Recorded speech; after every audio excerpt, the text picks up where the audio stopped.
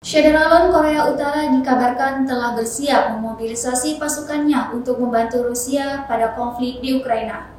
Hal tersebut diungkapkan oleh sumber dari Provinsi Pyongan Utara. Berikut informasi selengkapnya.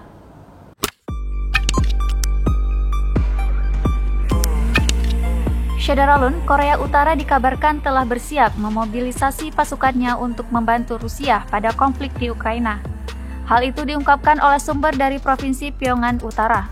Sumber tersebut mengungkapkan bahwa otoritas Korea Utara harus menunggu hingga 2 hari untuk memberitahu seluruh negara mengenai serangan Rusia ke Ukraina, yaitu pada Sabtu 2 Maret 2022.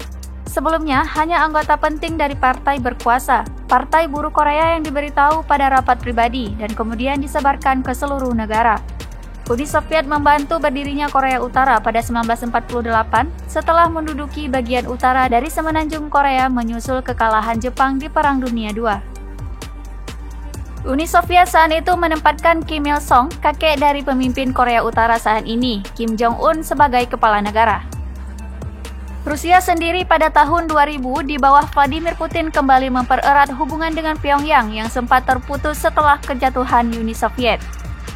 Menurut salah satu anggota partai dari Korea Utara mengatakan, mereka diperintahkan para otoritas partai untuk bersiap ikut ambil andil dalam peperangan Rusia secepatnya dalam kondisi apapun.